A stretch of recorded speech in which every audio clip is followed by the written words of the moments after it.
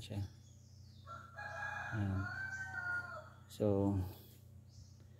yan yung posibleng dahilan kung bakit ayaw niya mag-start. So ito yung drain. Kung hindi nyo to tatanggalin, i-drain nyo lang siya. So yun guys, natanggal na natin to, ano. So baling ngayon, ang gagawin natin is lilinisin natin to gamit itong ating carburetor cleaner.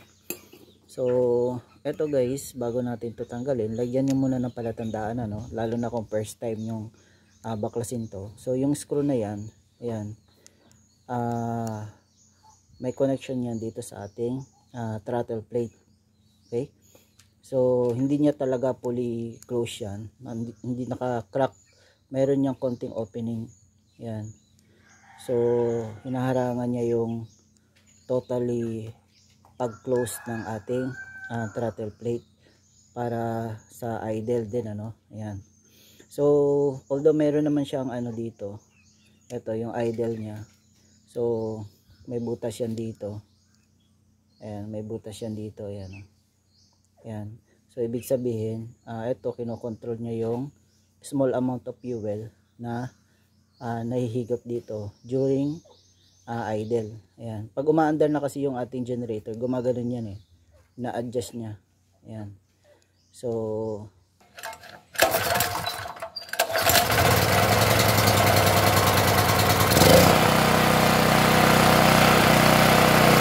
close open. So guys, ito yung ating generator. Matagal siyang hindi nagamit, ano. So yun yung ating generator. Tingnan natin kung meron bang gasolina. Ayan. So check natin. Ayan. Meron pa namang gasolina. Ayan. Ayan. So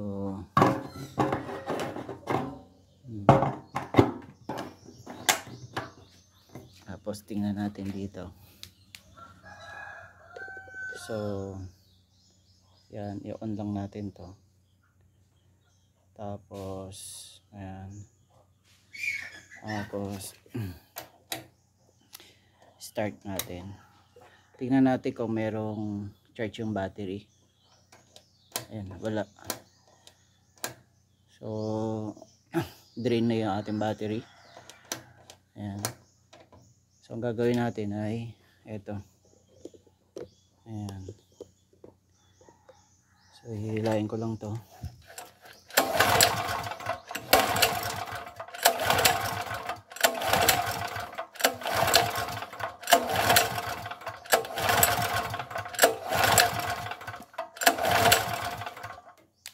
So ayaw. Check natin dito. Bali ito yung ating choke. Naka ano siya. So dapat lagyan natin dito. Ayan. So naka-close ngayon. Ito naka-open. Pag naka-running na. Ayan. So close natin. Naka-close ngayon yung choke natin. Subukan natin paandarin. Ayan.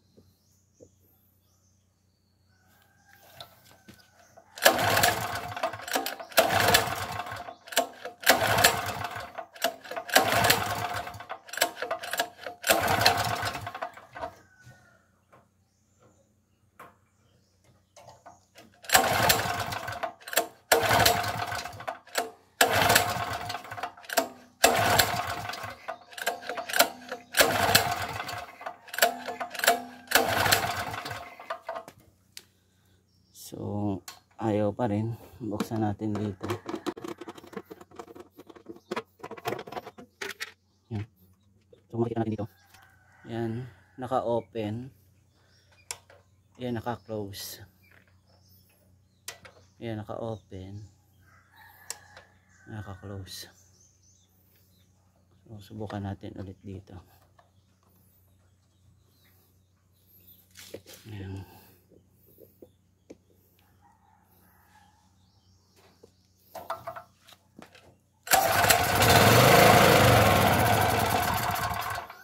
So yun, mas nag-start siya.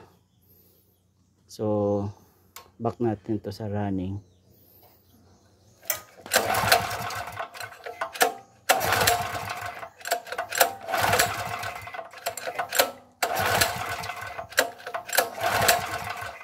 So dito guys, bali tatlo yung ating dapat i-check. Yung fuel, yung hangin, at saka yung spark, yung electric, no. So kanina, nung inilagay natin siya sa choke position, nag-start siya din, momentary lang, nag-stop siya. So mas mataas yung possibility na may problema dun sa kanyang fuel supply, so ang gagawin natin, i-drain lang natin siya, kasi bago natin to baklasin ay pwede naman natin i-drain, baka madumi lang yung dito. Ayan, so check natin, no? So gamit lang yung 10 mm. Ayan.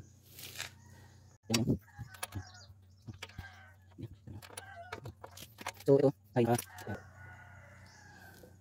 so off lang muna natin to, subukan natin, baka yung i-drain muna natin lahat yung kanyang stock fuel, no. Ayan.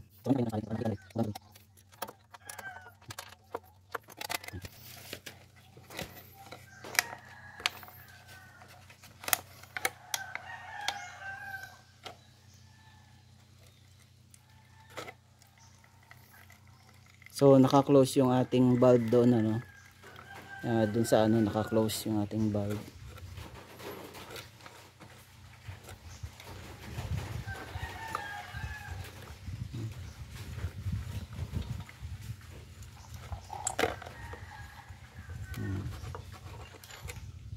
So kung makikita mo dito, sobrang dumi yung kanyang ayan.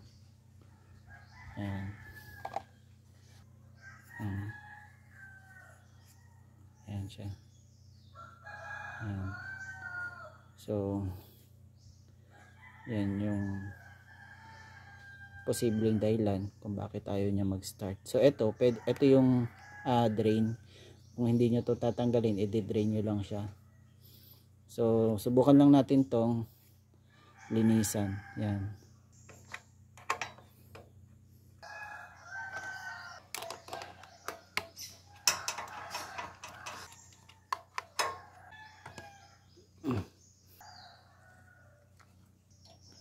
Yan. Tinanggal lang natin to dito. Yan.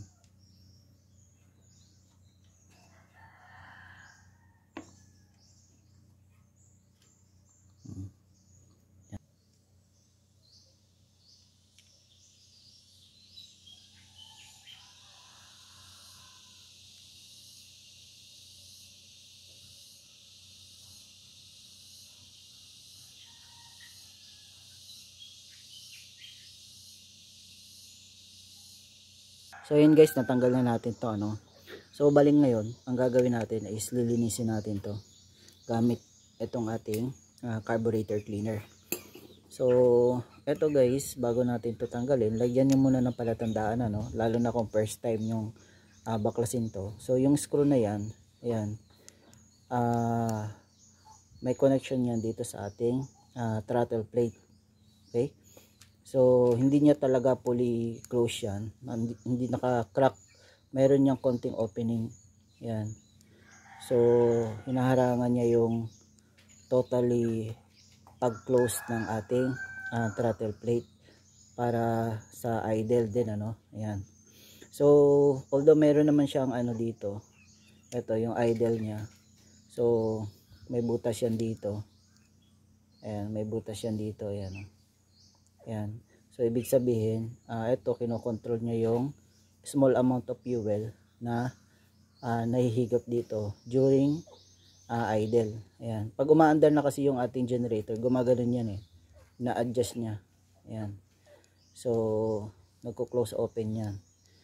Ayan. So yung etong butas na to, yan yung daanan ng hangin. Kapag naka-choke kasi yan, so dito lang yung control mo yung pasok ng hangin, papunta yan dito, dadaan yan sa isang meter na eto. Mamaya pag tinanggal natin to, may butas yan, daanan ng hangin, tapos merong maliit na butas na pababa. So hihigop siya, dadaan yung hangin, lalabas dito pag nakaganon siya. So kung halimbawa ito first time yung tanggalin to, ayan, ayan. So kung first time nyo, lagyan nyo ng marking para may balik nyo siya. Ayan, ayan, ayan o. So halimbawa ito, lagyan natin ito ng marking. Halimbawa ito, ayan, ayan, at saka to, ayan. So ibig sabihin magtatapat yan dyan. Ayan o, ayan, ayan. Para pag ibinalik natin yung screw na yan, yan yung kanyang setting. O kaya para sigurado, lagyan nyo pa rin ulit dito. Ayan, tuldok lang.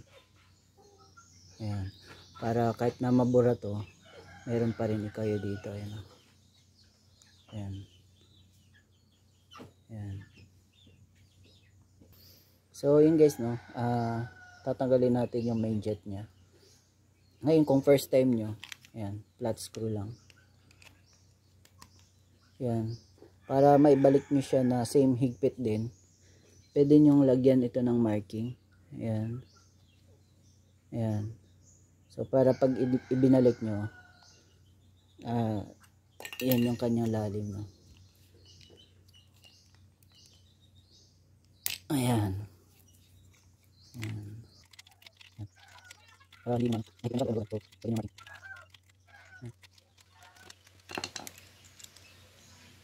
So ito yung ano niya. So lilinisin natin to. So maliit lang yung butas niya, yan, no? So lilinisin natin yan. Ayan, no? Naka-oslay dyan. Bukan natin. Ayan. Ayan. So ayan, i-press nyo lang pababa gamit itong flat. Ito. So ang tanggal na siya. Ayan. So ito lilinisin natin yan. Ayan. I-sprayhan natin ito. Ayan. Ayan.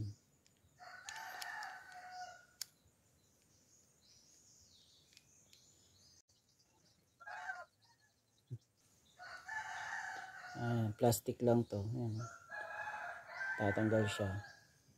Tapos ayan, malaki yung difference niya. Ayan, oh. Ayan. Ayan. Ayan. Kanina nakaganon yan, oh. Naka-open ng konti. Ayan, oh. Pag walang screw, makikita niya yun, oh. Di kasi masyadong ano, ayan, oh. Dapat nakaganon lang yan, oh. Ayan. Ayan, nakaganon siya.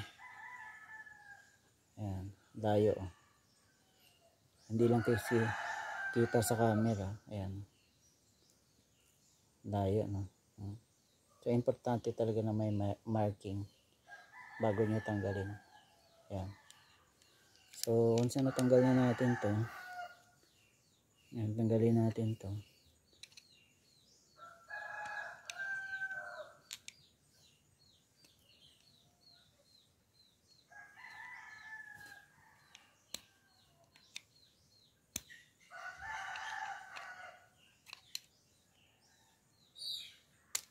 Ayan. So meron siyang, ayan, oh, may o-ring. Ayan, may butas yan doon sa ilalim. Tapos ito, may butas din to sa dito. So dito dumadaan yung ating gasolina. Ayan. Tapos dito dumadaan yung hangin. Ayan. Ayan. Ayan. Ayan, may butas dito. So pasok yung hangin dito. Tapos habang dumadaan yung hangin, meron namang humihigop dito. Papunta. Ayan. Pag ganun yung fuel habang pag ganun yung hangin. So hinihigop ng hangin yung fuel dito sa ating fuel chamber. Ayan. So ayan, linisin natin to. Ayan. Halimbawa, tatanggalin natin to, linisin natin. So, lagyan natin ng palatandaan. Ayan, so nakatapat to. Itong part na yan, nakatapat yan dyan. Ayan. Ayan. Ayan. So, ito yung mga dapat nating linisan. Ayan, kung hindi barado. Tsaka to, linisan natin to.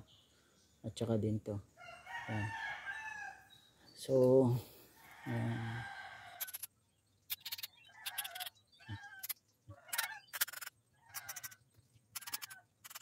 So, linisan lang natin ulit to, no? So, ang gawin nyo, takpan nyo to dito para mapuwersa yung ating carburetor cleaner na lumabas dito sa mga maliliit na butas. Ayan. So, gamit lang ako nito guys kasi medyo mahapdi kasi pag ano eh. Ayan. Ayan, tinatakpan ko dito. So, mahapdi kasi ito eh. Pagkatagalan. Ayan. Ayan. Ayan. So, ngayon guys, i-assemble na natin siya. So, ito yung una ko, ito yung kabit natin, yung una. Ayan.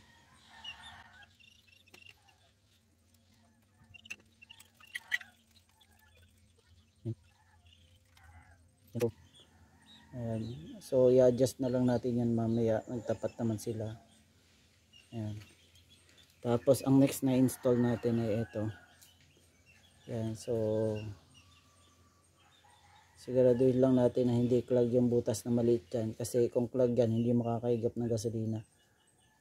So, pag naglinis kayo nito, kasi dito hindi yan. Walang butas yan eh.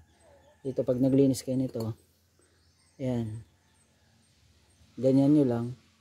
Tapos, make it sure na may lumalabas na fluid dito sa daanan ng hangin. Ibig sabihin, hindi yan plug. Ayan, so, ganyan natin to. Ayan, ganyan yan. Ayan.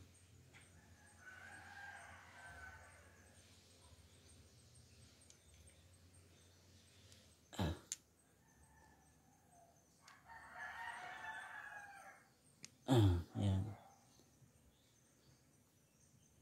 Ayan lang siya. Tapos, ang next is itong screw. Ayan.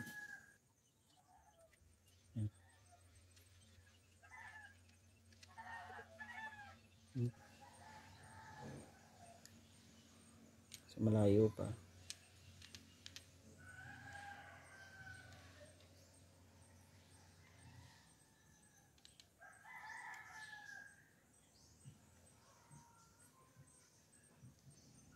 Ayan. So, okay na to guys. Ayan. Pantay na sila dito. Tsaka dito. So, dalawa yung linagay ko para sigurado. Ayan. Okay na yan. Goods na. Ang next natin na ilalagay ay ito. Ayan. Bali ito. Ayan. Pasok nyo lang yan. Ayan. Pasok nyo lang. Tapos ito. Ayan. So kanina, bago natin to tanggalin, may palatandaan tayo. Para sigurado na tama yung higpit natin. Ayan. Ayan. Oh, ayan.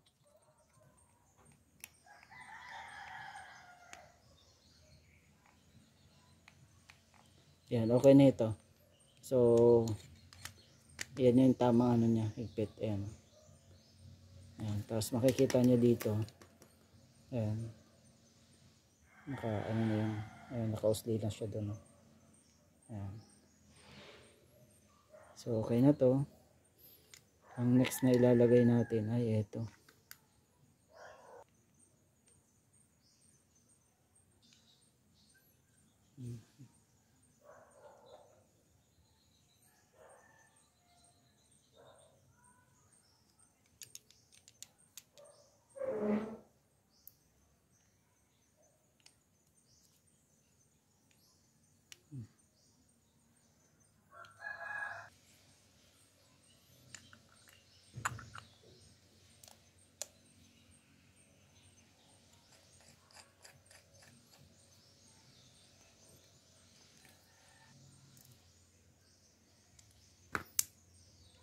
So ikakabit na lang natin ito.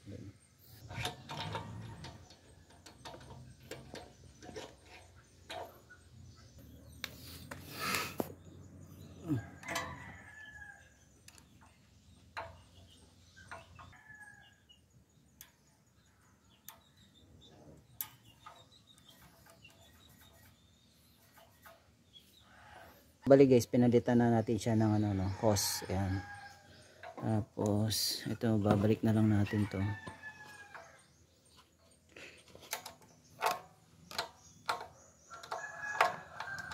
So bali guys, naikabit na natin yung ating carburetor, no. So nilinisan natin siya, tsaka pinalitan natin to. Ayan. So ngayon, ang gagawin natin, paandarin natin siya. So ito, ayan. Ayan, naka-on. Tapos dito, check natin. Ayan, yung fuel line niya. Ayan. Ayan. Okay. So wala namang tagas dito. Ayan. So check nyo muna. Ayan. So bago nyo paandarin, so wala namang tagas. Ayan. So ngayon naka-choke natin. Tapos lagyan lang muna natin ito. Ayan. Ayan. Ngayon paandarin natin. Sana under siya.